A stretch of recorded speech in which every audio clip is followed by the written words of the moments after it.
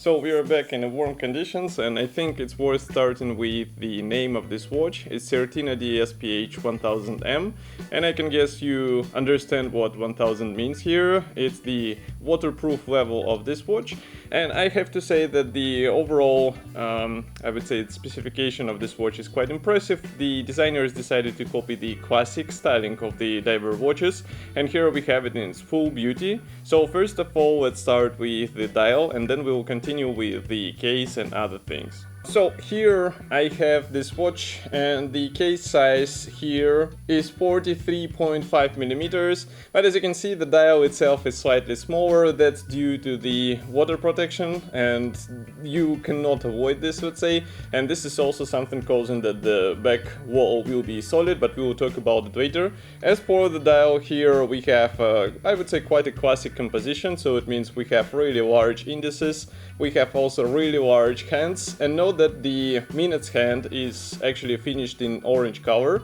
We also have the orange accents on the dial, so that kinda makes the whole composition a bit less strict, because otherwise it would be really, I would say, professional design. But here we have this orange coloring, which is, I would say, looks in place, and it looks good, it doesn't look cheap. So as for the dial layout, of course we have the Swiss made written in the bottom. We have also the date window, and there is no magnifier here, which is, well, for some it will be questionable on diver watches because they would prefer to have the magnifier over the date window. And we also have the Certina logo applied, and also Certina trademark written here, and the small reminder that it's automatic movement inside.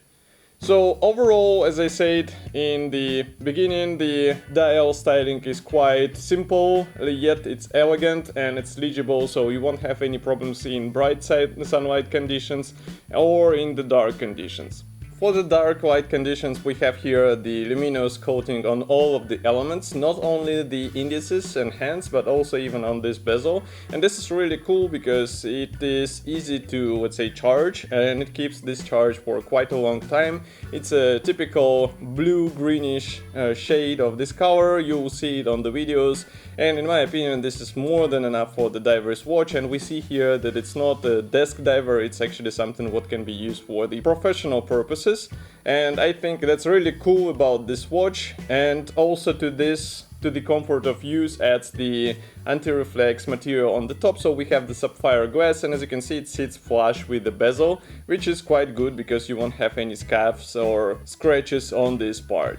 And now I think it's worth moving to the case. While we are talking about bezel, it's worth also to mention the whole case. So you might have noticed that this watch is really thin, and, well, relatively thin I would say for divers watches, because we have 14 millimeters thickness here, and to be precise it's 14.5 1.15 millimeters, and I think this is more than reasonable for a diver's watch. You can also notice that the overall shape casing is kinda going up to the top, and this is also adds to the ease of use, so you don't have any sharp edges which can catch up to the, for example, sleeve or any other surface. Especially it's important in the diving activities, but I really wonder how many people will be doing the diving with this. But to the overall durability, we have here the matte surface polishing, which is really cool because we are used to see all the divers with the polished cases. Here the polished elements are mainly those edges, as you can see, and also the edges of this ratcheting for the bezel. And for the bezel, if we are talking about it, so here it was quite interesting that I was trying to move it with the classic way, but it doesn't move because we have the locking mechanism, so you have actually to press on it and then to move, and that's how it starts to actually getting activated and how you can rotate it anti-clockwise. This is quite smart solution. I'm not sure how it will be easy to operate in a diver gloves, I would say, but overall it's as I said again, it's a smart solution which will protect your crown from being accidentally rotated in some really weird positions. And maybe I can also give you the sound example of this crown rotation. So if I will put it in the front of the microphone,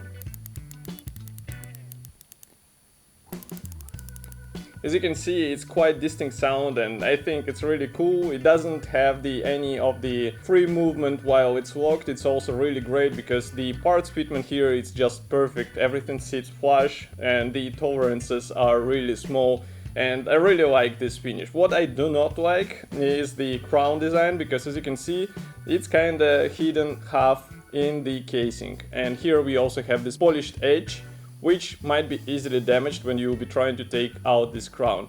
And the point is that here we have this screw down crown with the logo of Certina. It looks great, it's not that huge, but it's really difficult to unscrew it because you basically have only one edge here, and that's where you have to press it with the finger in order to rotate it back. At least it's a problem with my big fingers, and well, this is something what you will have to work with if you would like to have this watch. And as I said before, due to the impressive water protection, 1000 meters is not a joke, and of course I did not test it, but here we have the solid case back, so you won't be able to see what is inside. And regarding what is inside, I think it's worth to talk about the movement now. Some of you might have already guessed, we have here the ETA Powermatic, and the power reserve will be 80 hours.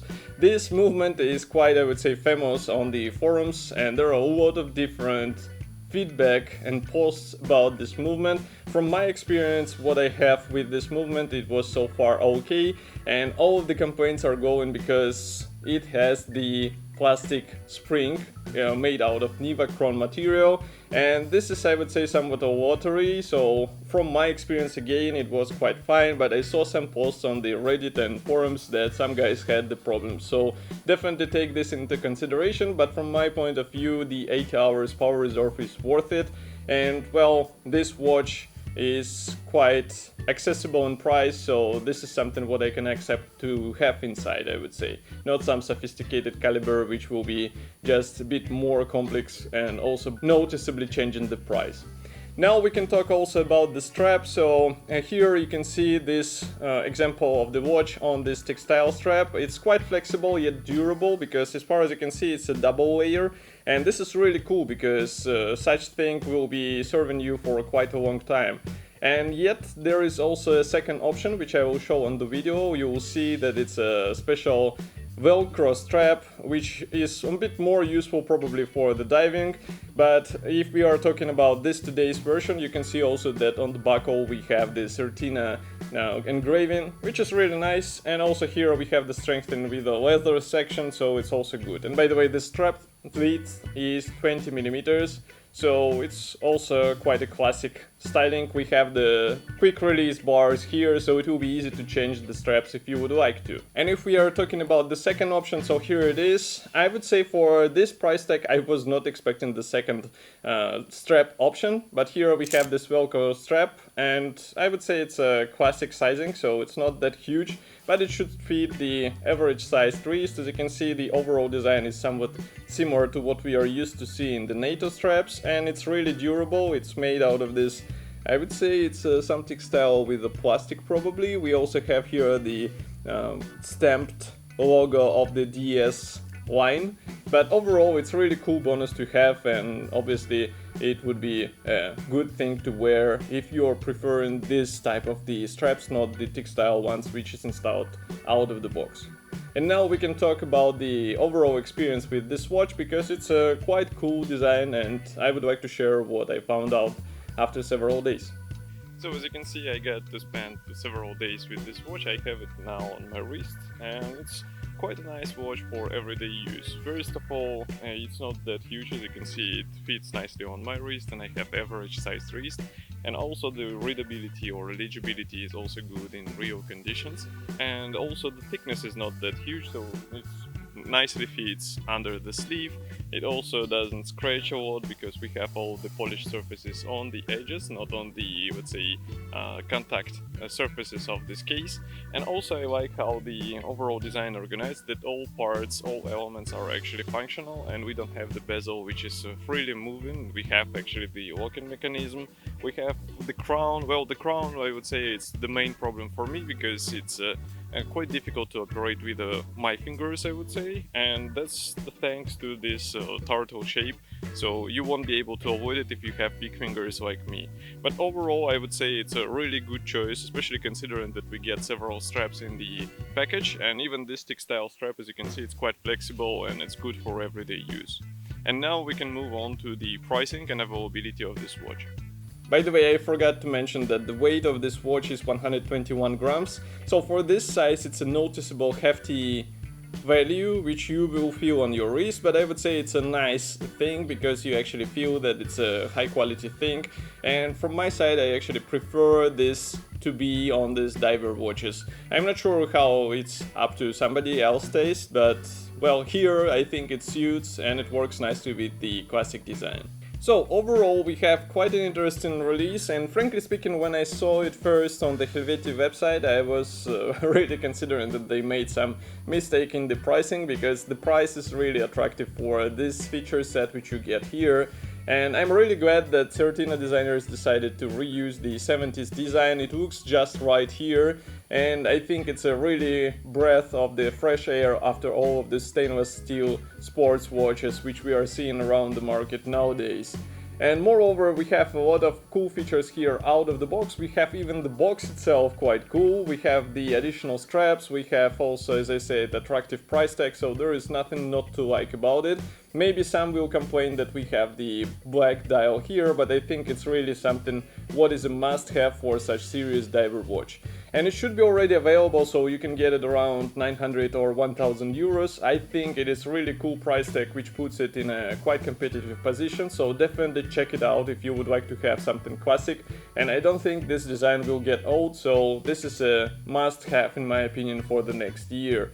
And of course I will be happy to hear your opinion. Do not forget to write it here in the comment section below, and I will see you in the next video review as usual. Thank you for joining me today, and bye.